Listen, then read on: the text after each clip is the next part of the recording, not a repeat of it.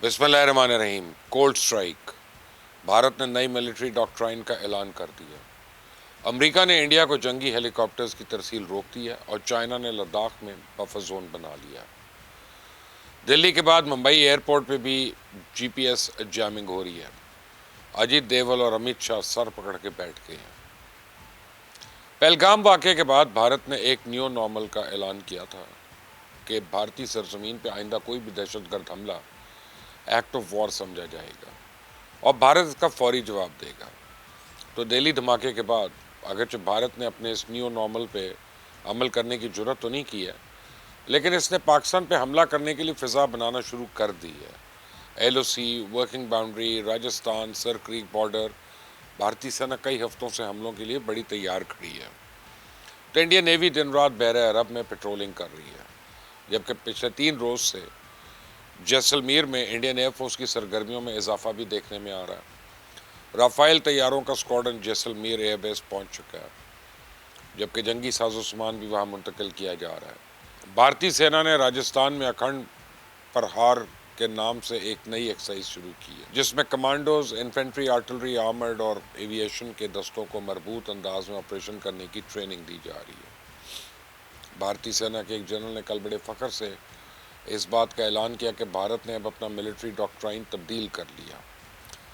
भारतीय सेना अब कोल्ड स्टार्ट की बजाय कोल्ड स्ट्राइक के नज़रिए पर यकीन रखती है और किसी भी वक्त स्ट्राइक के लिए तैयार है। सुने ज़रा एक हारी हुई बुज़दिल फौज का जनरल किस तरह मीडिया के सामने डिंगे मार रहा है। कि हमारे भारतीय फौज की एक डॉक्ट्रिन होती थी जिसको हम कोल्ड स्टार्ट डॉक्ट्रिन कहते थे, जिसके तहत फौज मोबिलाइज करती थी और मोबिलाइज के बाद ऑपरेशनल एरिया में कारगर होने के लिए रेडी होती थी। परंतु अब समय आ गया रुद्र ब्रिगेड के साथ कोल्ड स्टार्ट डॉक्ट्रिन को कोल्ड स्ट्राइक डॉक्ट्रिन में तब्दील करने का, यानी कि ये रुद्र ब्रिगेड जो है एकदम हर समय रेडी। भारत की सर पे जंग का जो भूत सवार है, इसे उतार कर फेंकने के लिए अमेरिका और चाइना ने बैक-वक्त 2 अहम इक़दाम किए। चाइना की पीपल्स लिबरेशन आर्मी ने फौरी तौर पे लेह और लद्दाख में लाइन ऑफ एक्चुअल कंट्रोल के साथ साथ एक बफर जोन कायम कर दिया।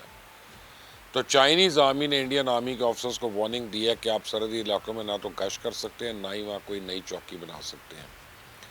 तो चाइना के इस फैसले से भारत का वसी इलाका अब उसके हाथ से निकल गया और भारतीय सेना अपनी सरजमीन पर यरगमाल बनकर रह गई है। तो भारत की बुज़दिली का अंदाज़ा आप इस बात से लगा लें कि इस इशू पे ना तो मोदी सरकार ने कोई एहतजाज रिकॉर्ड करवाया, ना ही भारतीय सेना ने अपना को रद्द अमल ज़ाहिर किया।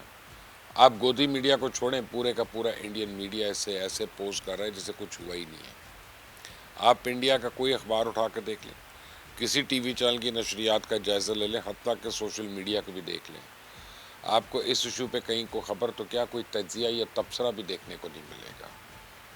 मैं आपको बताऊं कि अमेरिका ने तो चाइना से भी ज़्यादा बुरा सलूक किया।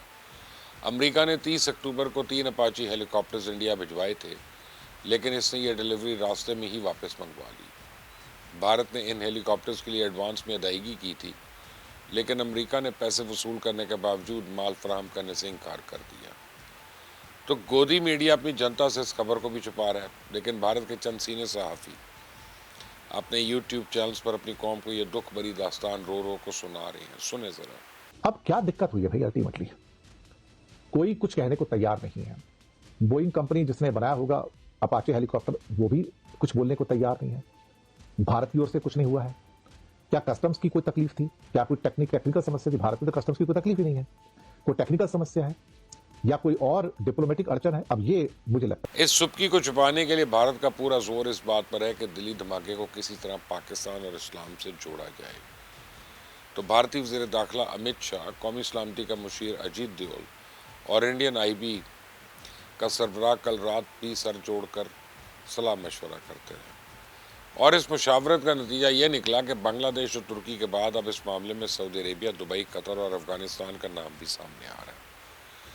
तो गोदी मीडिया तो चीख चीख कर कह रहा है कि हमलावरों में से एक सऊदी अरेबिया, दूसरा दुबई से अफगानिस्तान गया और गोदी मीडिया के मुताबिक मुसलमान डॉक्टर्स के इस ग्रोह को कतर से क्रिप्टो के ज़रिए फंडिंग की जा रही थी।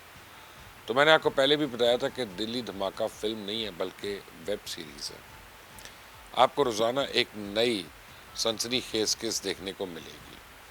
گودی میڈیا کے مطابق بھارتی خفیہ ادارے اب تک کالعدم جیش محمد سے مبینہ تعلق رکھنے والے 20 ڈاکٹرز کو حراست میں بھی لے چکے ہیں، اور اس فالس فلیگ آپریشن کی کہانی یہ بتائی جا رہی ہے کہ مبینہ دہشت گردوں کا یہ گروہ 6 دسمبر کو دلی اور ممبئی سمیت انڈیا کے کئی اہم شہروں میں سیریل دھماکے کرنے کی پلاننگ کر رہا تھا۔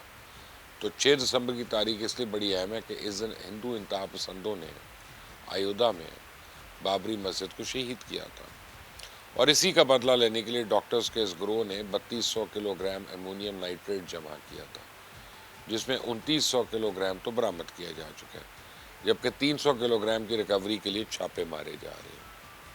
اور یہ دھماکہ خیز مواد 32 کاروں میں استعمال کرنے کی پلاننگ کی گئی تھی، جن میں 3 کاروں کا سراغ لگا لیا گیا، جبکہ دیگر کی تلاش جاری ہے۔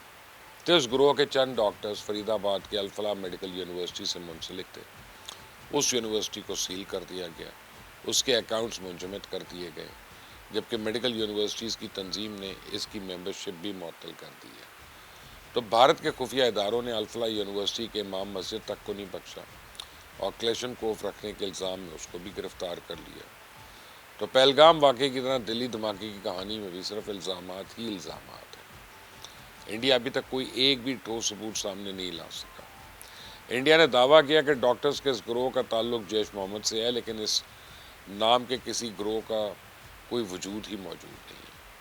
پھر یہ دعویٰ آیا کہ اس گروہ کو قطر سے کرپٹو کے ذریعے فنڈنگ ہوتی ہے، لیکن اس کی مالی لین دین کا کوئی ٹھوس ثبوت فراہم نہیں کیا گیا۔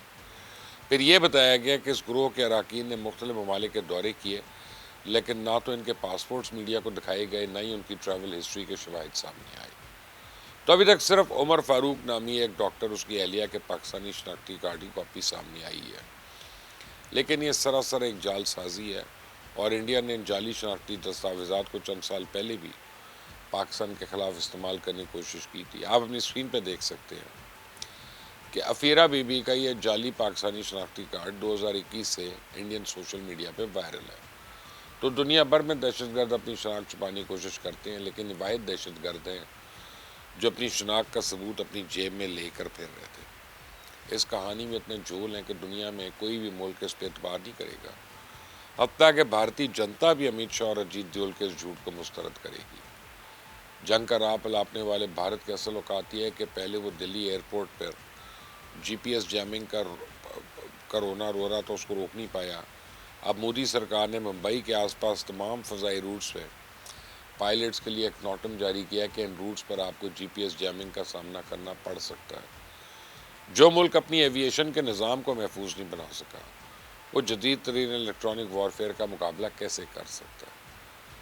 اسی لیے میرا خیال ہے کہ بھارت نے اپنے نیو نارمل کو وقتی طور پہ بھلا دیا ہے۔ اسی لیے مودی سرکار دلی دھماکے کو ایک ایکٹ آف وار قرار نہیں دے رہی۔ اسی لیے میں سمجھتا ہوں کہ بھارت پاکستان پر فوری حملہ کرنے کی جرات نہیں کرے گا۔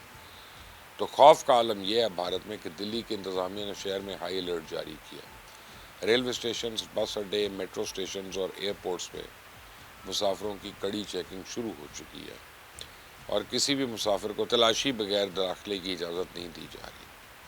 تو دلی پولیس نے شہریوں سے اپیل کی ہے کہ وہ ٹرین پر سوار ہونے کے لیے ریلوے اسٹیشن پہ مقررہ وقت سے آدھا گھنٹہ پہلے پہنچے۔ اس طرح میٹرو مسافروں کو 20 منٹ پہلے، جبکہ ایئرپورٹس پہ 3 گھنٹہ پہلے پہنچنے کی ہدایات کی گئی ہے۔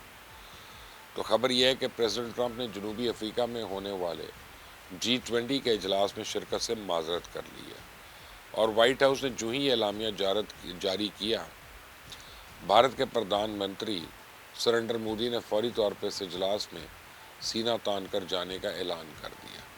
یہ تو اوقات ہے اس بندیے کی۔ اس کمینے میں ایک سیاسی فورم پر امریکن پریزیڈنٹ کا سامنا کرنے کی تو ہمت نہیں، یہ جنگ کے میدان میں کس کا سامنا کرے گا، اور وہ بھی ہمارا؟ پاسبل نہیں ہے۔ اس چینل کو سبسکرائب کریں، بیل آئیکن کو پریس کریں۔ انٹل دی نیکسٹ ٹائم، اللہ حافظ۔